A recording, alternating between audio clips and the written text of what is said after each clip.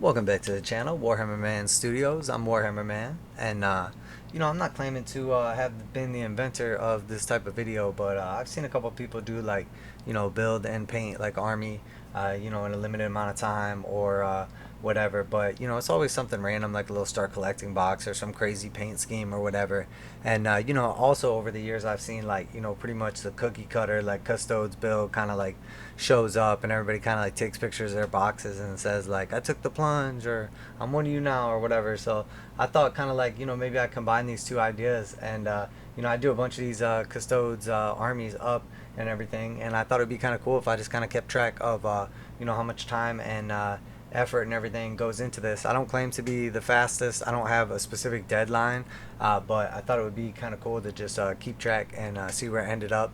And I'm sure there's going to be some hiccups along the way. I've got it just on my phone for a timer there, but I thought it'd be a cool little theme video, and we kind of see like the progress of like the army as it progresses. So let's get started. And with that being said, let the clock start. So I feel like basically your typical starter army is going to be Trajan Valoris, and then you're pretty much going to have at least like one shield captain on bike, sometimes a couple, and then potentially some on foot. You're going to want to have a Vexella. You have like your normal like 9 custodian guards, like for the battalion, three by three, whether you like the swords or shields. And then in this case we're doing it's going to end up being 2 shield captains on bike and then 4 regular bikes, and then we've got 8 terminators and shield captain and terminator armor. And then I've also got actually a couple other Forge World units as well going with this one. But yeah, obviously I've done quite a few of these, and we're gonna do like always some custom basing and everything for this one. Per the client's request, this is gonna be like a cork like rubble style base, just so it kind of matches his existing armies. I don't think it's to match Custodes though. I think it's literally just to match like the basing of his Marines, I believe it was. So and this is pretty much like where you want to start if you're doing Custodes. You don't want to go, a lot of people like jump straight past the battalion. I don't necessarily think that's the best idea. Trying to be more competitive, they'll go with like one of the big gunships, or just go with like excessive amount of grav-tanks. And although that can be fun, you're already playing like a super elite army, so it's not always like the best idea to like eliminate your model count by like even more. Also, Forge World is expensive too, so it's like a double whammy.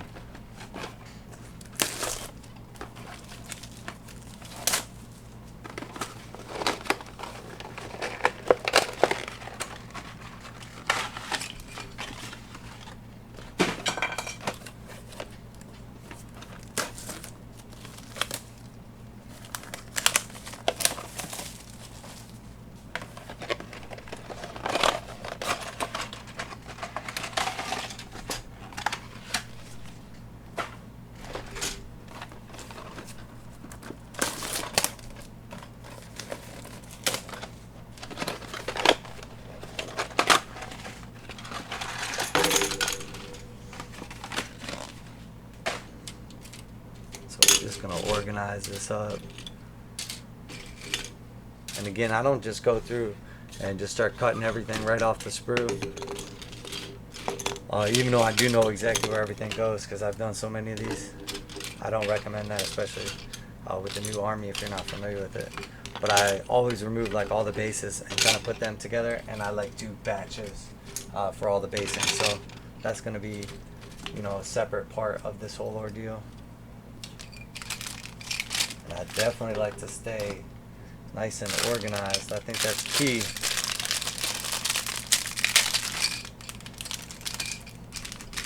But also key is just getting rid of like all the packaging, getting it out of here, just cleaning it all up, keeping it organized. So alright, so we've got those all isolated now, and now the next step is going to be you know, I like to go through and you know, cut and clean everything in like one long process. Essentially just going through and removing everything, and then going through and cleaning all the mold lines and like where I clipped everything out from. Now again, that's not a good idea if you don't know exactly how to build everything, but I've done quite a few of these, so I'm comfortable with everything goes. And then I also have like some sub-assembly like magnetization, that's like pretty standard as well for like the jet bikes in specific. So I'm going to be doing that also. So I'm actually going to get started with the jet bikes, and you'll see which pieces I remove to do the magnetization, and I'm going to do it like right here for you to see and everything. But basically the most important part you need to get off here is just the main part of the actual jet bikes right here. And you actually don't even have to build the entire jet bike to do this step. You literally just need to have this center portion of the jet bike. But you know, a lot of times I'll go ahead and just build like the main part of the bike, and then I'll just put on like some of the accessories like later on. So I'm just going to keep like standard pretty much what I do. And then, you know, obviously if you were doing the same thing, you could alter any of these steps that you wanted.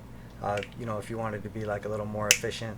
And I don't claim to be like the fastest with everything I do, but I am efficient with this. So like the quality, what you get with the finished product and how it looks and everything, you know, is like a high standard for the amount of time and, you know, effort that goes into it. So that's, you know, that's where I come, like, you know, my definition of essentially like army efficiency. But, you know, I'm sure there's people out there that probably could like build an army like faster and make it look good. You know, but I have like minimum standard that my stuff's going out and like, you know, make sure it looks so good and everything. Alright, so that's all we're going to take off. We're just going to go through and do that for all 6 of them basically. And then, you know, that'll give us our main starting point for the actual, for the bikes themselves.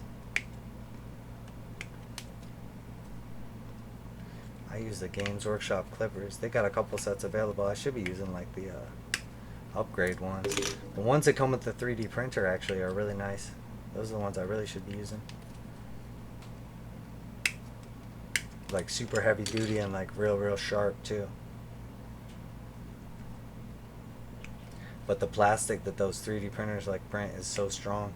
You need those you know, the really nice quality ones to clean up any like prints or mistakes you have.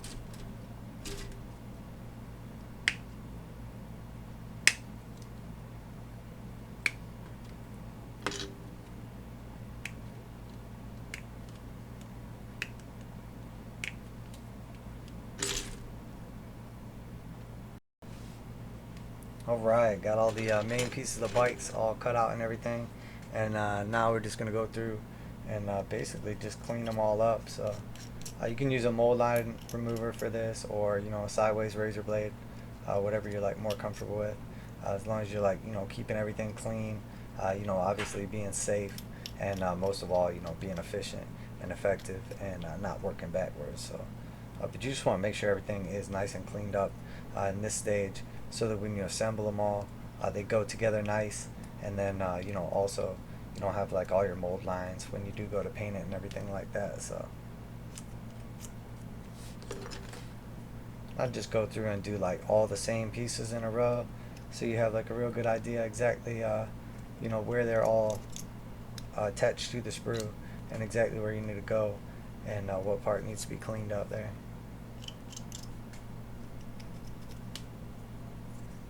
And then we will have some minor conversions for the Relic Shield Captain jet bike as well, and we'll do that along here too.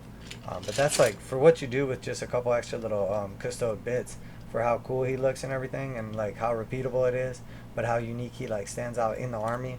But like it's very clear to like everybody who sees it, and everybody uses that same jet bike. So it's cool to have like, you know, a conversion that kind of like stands up to the test of time as well. And I've seen quite a few good ones. I just know like, you know, my style, the way I do them, is like super cool. And I've seen a couple other like similar, and then a couple other like, you know, unique different style ones as well. And I'm definitely one of those people where even if I see something and it's not like my personal style, like I don't love it, but it looks cool and it looks different, like I have mad respect for that. I'm the same way with like cars, motorcycles, all that stuff. Like I love to see how people waste their money, even if it's not my style specifically. Doesn't mean I don't appreciate it. It's definitely a type of like, you know, art, cars and motorcycles and Warhammer and all that different stuff. So like I said, you know, I might see an army and been like, it's not for me, but it's cool. I like that it's unique. I appreciate like when people, you know, for commissions, especially like when clients have like unique requests or whatever, like if they have like their own Space Marine chapter or something like that, is like particularly cool. You know, they put a little background into it and you know, come up with like some lore behind it and everything, and it helps the artist kind of get like where you're coming from if they have like, you know, sort of like dark theme to them, or like, you know, real like noble, or, you know, if they're tainted by like, you know, like Space Wolf like style, or Raven Guard if they're like, you know, more in touch with the land, sneaky boys, all that good stuff. So I'm just gonna go through and keep doing this, and then you know, once we get these all cleaned up, we'll go through and do the assembly on them as well, and then we'll do our drilling and magnetization, and then you know, we'll pop these bad boys on the flying stands, and that'll be like our first little bit of assembly complete. You know, obviously way before getting into any of the paint and everything, but it's a nice little like sub assembly, and it always like, you know, makes you like feel like you've accomplished something, which is always a good feeling whenever you're working on something big. Like you want to do it in stages so you feel like that feeling of accomplishment as you go, so you don't just get like overwhelmed and like lose motivation, or you know, lose pieces for that matter. Take too long and you can't find some of the stuff you set down. Just about at an hour in, and got the bikes all assembled like for the pre sub assembly now. So basically, you know, you got your hole down there at the bottom, and you just want to get like the correct size drill bit, and I'll put the notes down in the description. But you basically just line it up at a 90-degree angle, make sure it's like nice and straight and flat, and we're gonna go ahead and just like slowly drill into it. Just make sure you hold on to the bikes real good.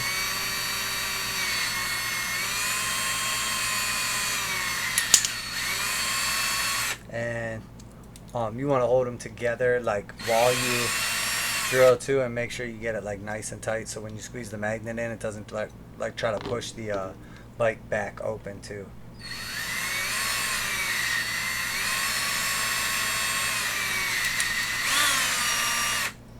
But just be real careful and pay attention to what you're doing.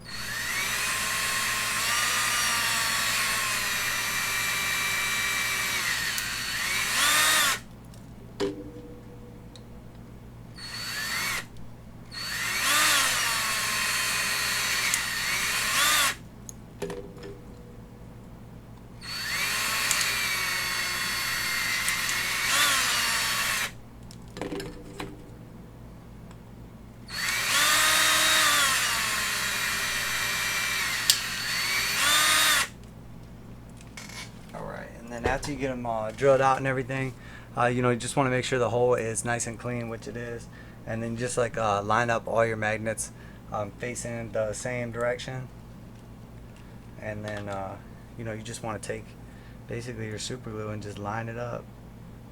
Make sure you get it like along those edges right there. Take your little magnet stack the same way every time, and you just want to line that magnet up, move it to where it needs to be, put your stack back correctly, and then we just use something that's not magnetic. In this case it's an aluminum razor blade, and then we're just going to flatten that back out, and then you just want to get like that flush with the magnet, and then we just go through and do each of them that same way right there.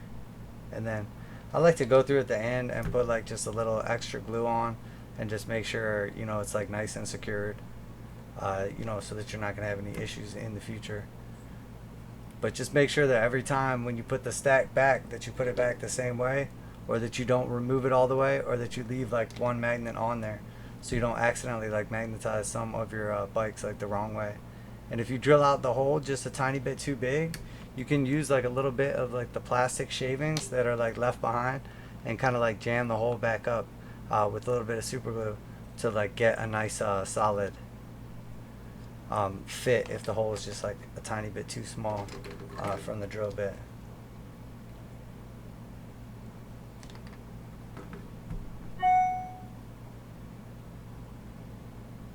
But I mean, it's definitely not like super complex or anything. It's more about just, you know, being efficient and making sure you don't accidentally, you know, magnetize like one bike the wrong way, and then like you specifically have to worry about which stand that one goes on. Or it might be the opposite. You might be like, you know, you might want to magnetize like your shield captain opposite, so that like his base is specific, so you never like accidentally put him on the wrong base or whatever. But not for me. I'd rather have everything be able to like be swapped. You know, you can change out like arms and weapons and all that stuff, and like if a whole army, everything is like done the same way, it's gonna allow you to be like so much more compatible. And then this one's going to be the shield captain, so I went ahead and doubled the magnet up. So I just put like 2 inside this one instead. So it's just like a little bit stronger. It's not too crazy or anything, but now we're just going to take our clear flying bases, and we're just going to clip the tops off of them. And we're just going to do all 6 of them like that real quick. And after you cut like the little tip or like the little ball off of them, it's usually like not a perfect like flat area, so you just want to basically take your blade and just real gently try to like get the little nub that gets left behind. Just get as flat a surface as you can. So even though we're not going to use like the actual like bases that we have right here, it's going to go on like regular bases. These are the stands that we're going to use, so we want to make sure we can get like as good as possible of a connection. And the way we do that is by having like, you know, the best connection, like the most surface area like exposed to the magnet, and then also by like letting it completely dry and then waiting, and then doing like another couple coats, you know, by progressively just adding a little bit more glue. It'll be like stronger over time. So now that we got those all done, we're just going to take one of our bikes and just verify you know, which way. Obviously still in good shape there. And then we're just going to take each one of our stands and just put a little bit of glue on the stand itself. And then again, just double check. Yep, good to go. And then when we pull these off, we just want to make sure that we leave it the same way as it was on there. So we're just going to take one magnet off and just line it up as close as we can to like centered. Make sure we get a nice connection, and then I'm just going to add a little bit of extra glue right on there, and then we're just going to go through and do each one just like that. It's not always easy, and they like to fight you, and sometimes you'll find that you didn't get that flat surface that you need, and you'll have to take the knife and just kind of clean it back up again, and you'll know when you do too. This is one of those steps where if it goes smooth, it only takes a couple of minutes. But if it fights you, oh man, you end up like glued to magnets and dropping stuff all over the place and pieces missing. Oh man, ready to like pull your hair out. But usually the problem is you're not getting like a good flat connection with the base itself.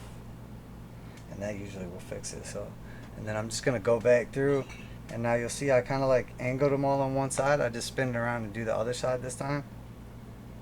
Just let a little more glue get on that little joint, and then we're going to let that dry for a while, and then we'll just come back and do it a couple times throughout the process, and that's just going to make our stands like basically as strong as we possibly can.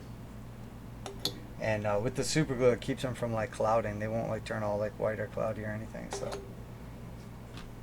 but yeah, that's it. So we got all the bikes magnetized, and just keep going on to the next step and go ahead and let these bad boys dry. In the meantime, definitely don't want to attach the bikes to them right now because they're like super fragile, and like as they get close and the magnet like starts to pull on them, you get like that little snap, and a lot of times that'll break the magnet off if you didn't let it dry all the way. So definitely want to let them dry, but by drilling out the actual holes on the bike, you get like that good connection. And then like I said, we just want to go through and just double check one final time, make sure all of our bikes are magnetized the same way and correctly, which they are. And if you ever lose track of which one is the shield captain, you can just like put it onto a magnetic surface and you'll feel how much stronger it is having like doubled up the magnets versus just the one. And then that way when it gets like bulked up a little bit with the extra pieces we add onto it, you know, it's not like falling off easily or anything. It stays on there like nice and strong. So alright, yeah, so we're just going to keep moving on as we go, and we're making good time. That only took us about 10 minutes to magnetize all those bikes. Like I said, you know, I've spent hours doing it before, and it's like a nightmare, and there's a chain reaction of magnets. So it's not always going to work out that perfect, but that was a great little take. So on to the next. Alright, so we're just over 2 hours in. We've got all the bikes completely built, except for the handlebars glued onto them. We leave off the fin right here and a couple other little things for the shield captain's one. I've got them just sitting on a hacksaw blade just because it's like an easy way to like magnetize them and keep them all here while you're waiting for the bases themselves to dry. But we did do all the magnetization on all the bases. So they're set, and then we double magnetize the one for the shield captain because it's going to be like a little more bulky. But it just makes it a little easier to transport them around and paint them and everything. So they're completely built, magnetized. We still got like the riders and everything on here. We have to magnetize them, and we'll keep them separate and everything. And then we also keep like the little weapons and the daggers separate. So, but the next step, I think what we're gonna go ahead and do is probably build either the Terminators or the Guard. What we're hoping to do is essentially get like the majority of the models built into the sub-assemblies, and then kind of start the process of painting while we work on like some of like the little fine detail stuff. So yeah, so I think that's probably what we'll get into now is go ahead and just either build the riders or go ahead and clip out and start building the Terminators and kind of go from there. So but we're making pretty good progress, a little over 2 hours in. I figure another 2 hours to build Terminators, another 2 hours to build the Guard. There's gonna be like 9 of each basically. And then the characters. So hopefully at about 7 hours in we'll be done with the build, with the exception of like a couple little random bits, and then that'll basically give us about 17 hours for the actual painting and everything. Count like probably like an hour or so of that for like the actual like primer and basing, spray and everything. So and then probably like another like 2 hours of that's going to go into the actual bases that the guys go on. So when it's all said and done, hopefully have about 14 hours for the legit like paint job and everything to like final completion. So that would put us at about 10 hours in when we're getting into like the real paint. So we'll kind of see. That's like the target that I'm coming up with right now. Just kind of get a rough idea of what it's going to take. So well, there we have it. We're going to go ahead and keep moving and see where we're at in a little bit here. Alright, basically just hit the 3 hour mark and making solid progress. Got like the regular custodian guard, like basic stuff clipped out, trimmed up all like the legs and everything for the basic assemblies. And then I just have like the sprues cut down to this for like the torsos. So you could either base coat them like this or go ahead and assemble them and then do like a base coat. But I essentially did the shoulder pads the same way I always do them. I cut them out in a specific way that they're still attached to the sprue that they come on, but essentially like they just have like the 2 mounting points each at the bottom wherever you can, and then that way when you're like painting them and everything, you have like all your shoulder pads in like one location all together, and you can just go right down the line and do them like assembly line style, but still make sure they look good. And it's easier just like whenever you're spraying them and stuff like that, they're not just like blowing all over the place. So Always do that. And then same thing with the little like shields that you get there too. I clip them off the sprue on the top and then clip the sprues down. And then what I'll do is I'll actually like clean the sprue up a little bit, and then I'll glue them together. And then again, I have them all like in a central location like that, and it just makes everything just a little bit easier. And then you know, obviously if you've seen any of my videos previously, you know, the same thing with the heads. I basically have like these little head racks, and I clean all the heads and everything and put them on like this little head rack, and then I have them all displayed together, so when I go through and do like all the little eyes or like the little gems or whatever, I can just boom, go right down the line, and I'm not sorting through, and I don't like lose any of the heads or anything like that along the way. So basically it's just all about like organization and efficiency. And as we go through, we'll keep everything like nice and organized, and we'll put it into like these bags and everything like that, so we don't lose any pieces or anything. You know, kind of keep like all the stuff together. Again, I went through and like cut all this stuff out. I wouldn't recommend doing that for like a normal person unless you're very experienced doing this, because it does help to have like the sprue and be able to reference like which arm goes where, so you get like good mating between like the surfaces, and you have like the right pieces together. But now the next thing basically I'm gonna do is just kind of finish like cleaning some of this up, and then I'm gonna go through like all the actual legs that are like already cleaned up, and I'm just gonna do like the assembly on them. But I actually like won't do the I won't do like the typical bases that they come with.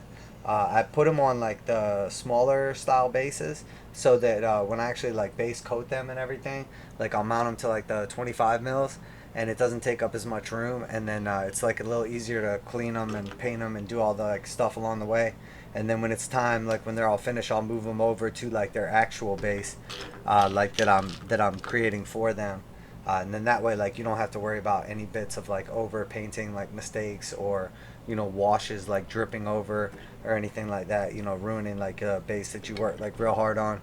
And then also same way around, like opposite, like when you're painting the base itself, you don't have to worry about like being sloppy with your dry brush or whatever on like the stone, and like accidentally covering up like your custody that you've been like working on painting.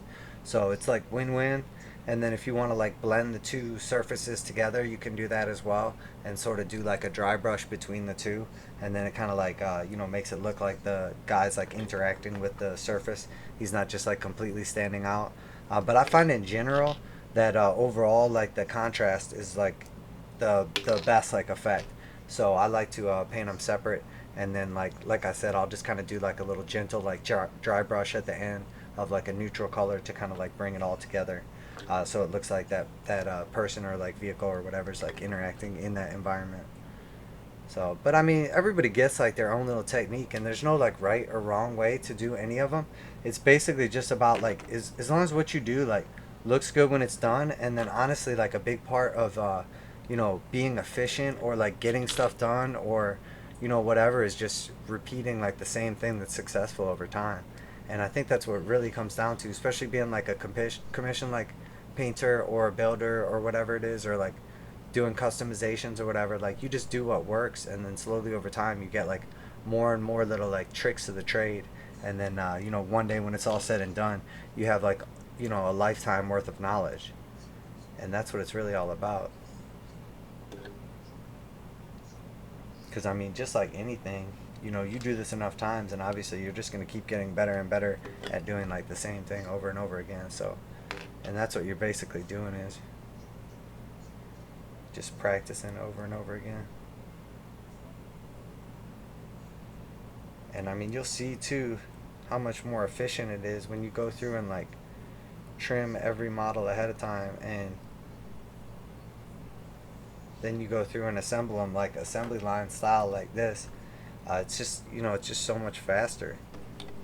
But again, you have to have like, you know, a decent experience level, because you don't want to be like struggling to try to figure out which piece goes where. But like I said, every once in a while you might get a piece mixed up for a second, but I've done this so many times that I know exactly which piece goes where. And like, it's like a puzzle that you put together a million times. At first it's intimidating, and you got to look at the pictures on the box, but after a while, you've done it enough times, you know exactly which piece goes where. And like I said, we'll get all these guys, and we'll do like the sub assembly. So basically take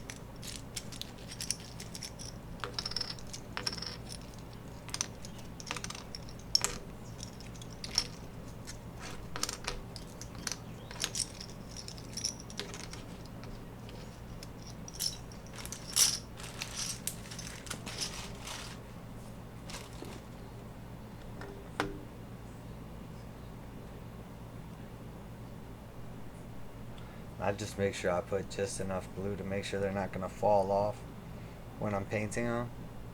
But at the same time,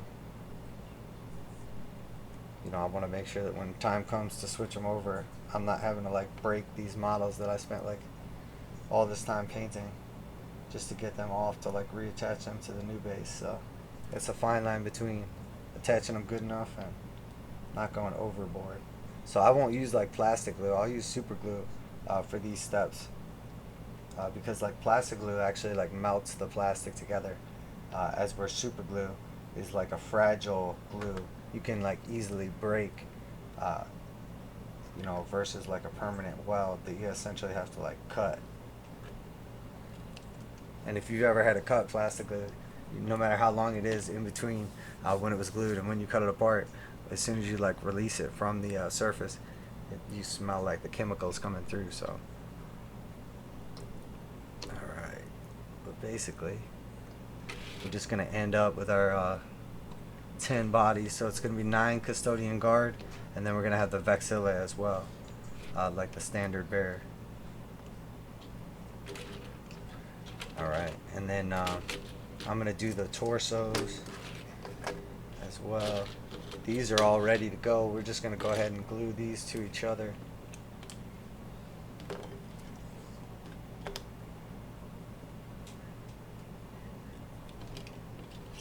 I'll just take like these, glue them together. It's not really a big deal. If you have, like, you'll end up with a bunch of these by the time you are finished like setting up all your different units though. But like on the bikers, you know, I might go ahead and attach them and not do it like this. But like with the guard and the I think it's the terminators as well, I'll do them like this, just for simplicity. Same with like the heads too, you know. I won't necessarily do or not the heads, but the plumes rather. I'll set up like another one for all the plumes for all the different guys and do them all on a single set like that. Keep it more organized, and then like, you know, I'll spray them a different color and everything.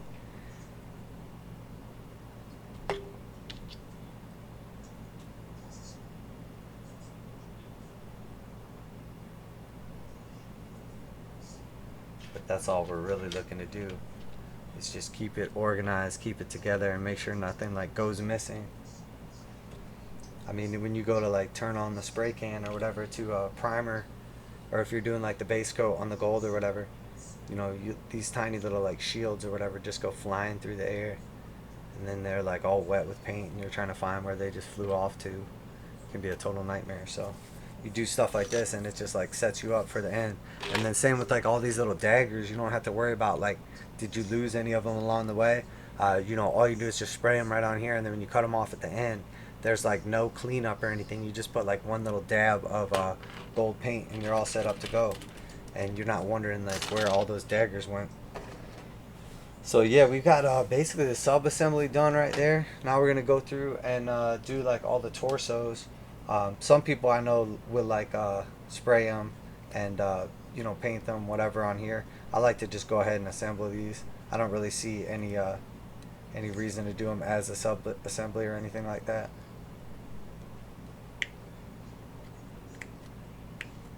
But I won't glue the torso onto the legs at this point in time. I'll just slide it on, and then when I paint them, I'll paint them separately, and then that allows me like a little bit more control.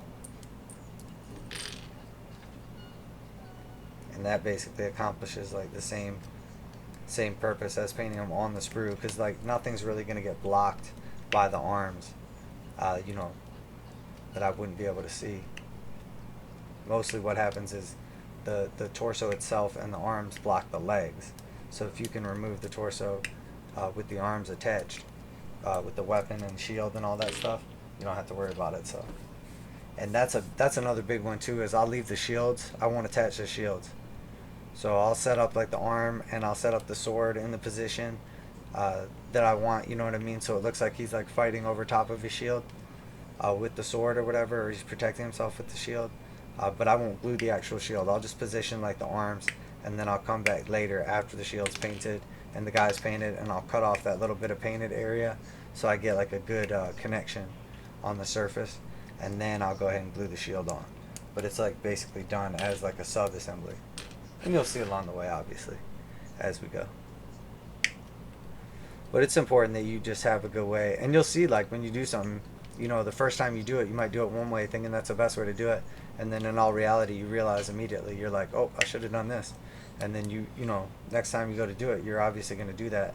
And then you'll see, yeah, that definitely was worth it. And it's like that with anything. Especially once something's your job, you know. So that's our 10 bodies basically, and then we're going to go through, and with these torsos, I found that actually, like, the way you clip them off and everything, it doesn't get in the way to glue them if you don't trim them, like clean them up right away. So you actually can assemble like the little torso together, glue it, and then you can go back afterwards and just run your blade or like mold line remover or whatever, like along the side, and it will accomplish the task, and you can do it in half the time. Because you do 2 pieces at a time. You do like the front and the back of the torso at the same time, instead of having to do like 2 tiny pieces separately and fiddle around and drop them on the floor and everything. You basically just put it together, and then you got one thing to worry about instead of 2. So that, again, that's another like efficiency. Hopefully that'll, like, you know, you'll pick up some kind of little tricks of the trade over time.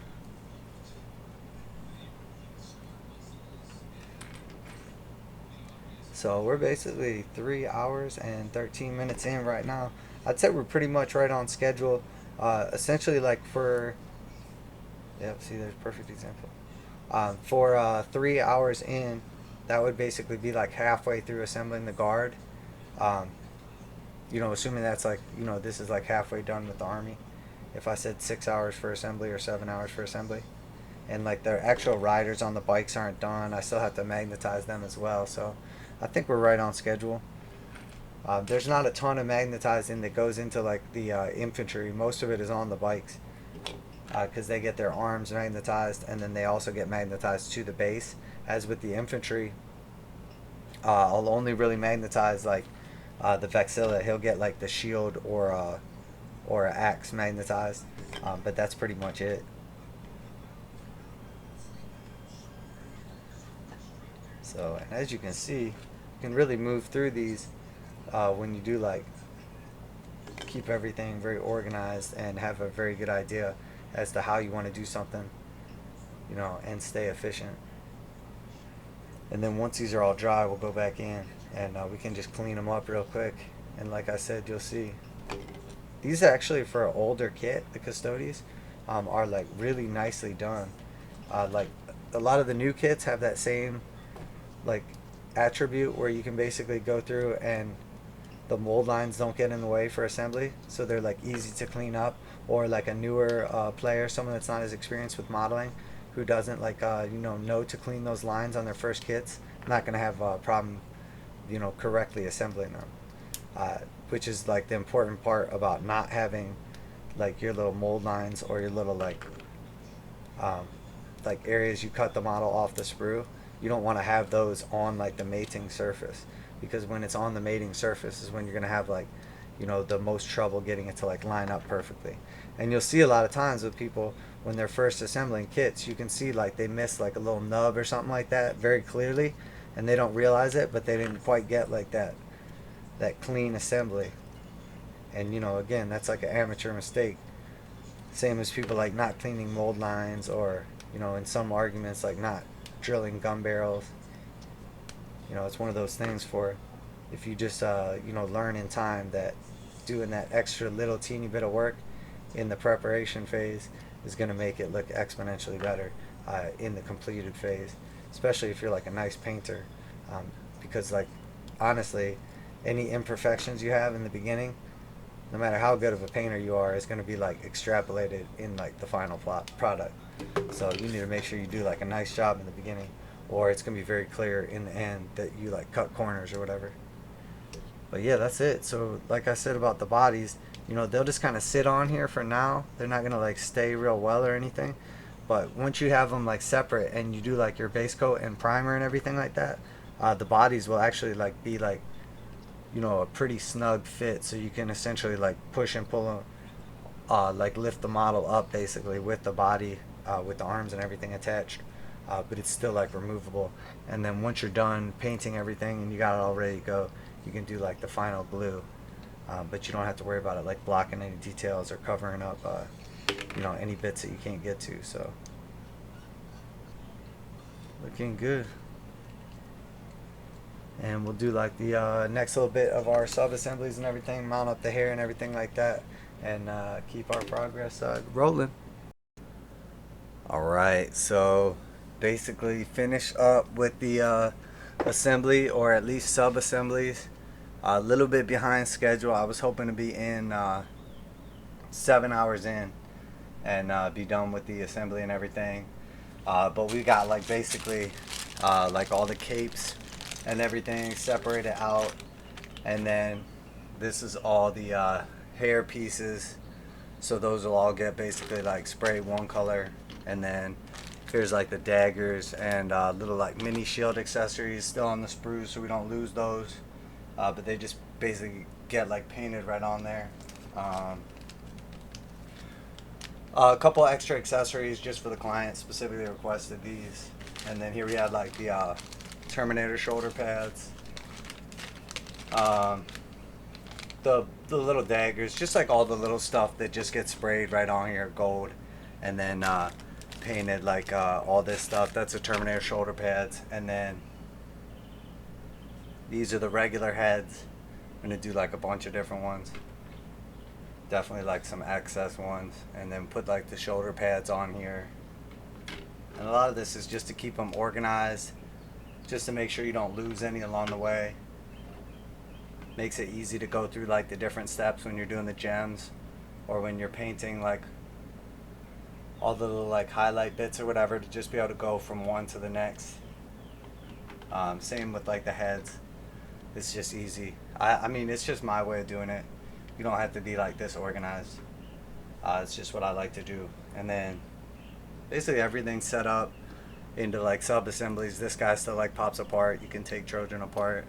Everything's on small bases, so they're basically like easier to spray like underneath and everything. The tops still come off all the guard, and they'll stay like that the whole time we're painting them.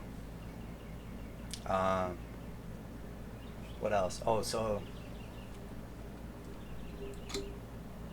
this is like obviously magnetized. This is the converted Relic jet bike. Basically added like the shield on top, and then like the bits from the standard are like the handlebar guards, and then we magnetize all the lance arms, and then he gets obviously the cloak as well. And then again, same deal. He can still be like popped off of here, so you can still take that off for easy painting. The body comes off. It's all completely removable still. And that's just like the ideal way to paint everything and get down like in all the cracks and all the details and everything. And matter of fact, they're basically just all hooked to a hacksaw blade right now, just out of convenience. But they're all magnetized, same deal. They all come apart and everything. And then we'll switch their bases over. We got our base pile. We'll do that all separate. But basically, this is the whole army ready to get primered and then sprayed gold. And then essentially, like the whole thing will get washed and then dry brush gold again after that. And then we can progress through like the actual like stages of painting. But basically, I was hoping to be 7 hours in when I got to this stage, and then 1 hour of like priming and spraying and everything, and then having about 16 hours from there to paint everything and do the basing. I figured the bases to actually do and then paint would take about 2 hours of that, so I figured 14 hours of actually painting the army but now it's going to be 13 hours because I'm basically an hour behind. So we'll see how it looks, and if I can pick that hour up somewhere else, just being efficient. And you know, I don't want to cut any corners, obviously, but you know, when it's all said and done, this got to be a top-notch army. And obviously, you know, I did a pretty good job estimating how long I'd need to go in, but you know, I was like a real stickler with the clock too. I'm not gonna lie. I mean, I was tagging that thing like the second I was done doing stuff, and I knew exactly what I was doing, everything with a purpose, like coming into it. So, you know, realistically at this point in time, how long have I spent? I mean, probably double that if you consider like, you know, just me sitting down and actually like getting ready and then doing everything. So, but you know, that's the actual time, and that's how we're deciding to like, you know, time it for this.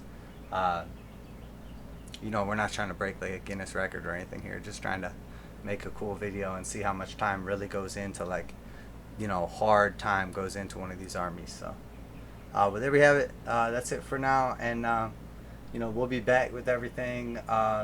Keeping track of time, obviously, but hopefully about an hour off the clock to get everything like primed and then based in gold, and then set back up and ready to do like the actual like wash. So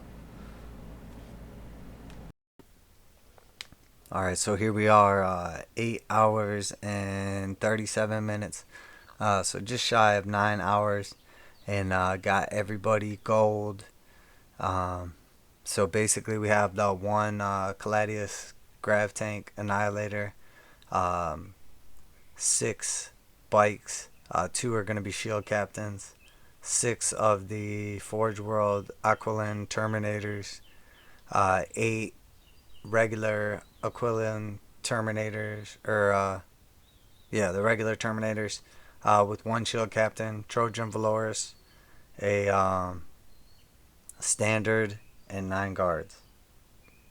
And then I got like all the accessories kind of separated out here and everything.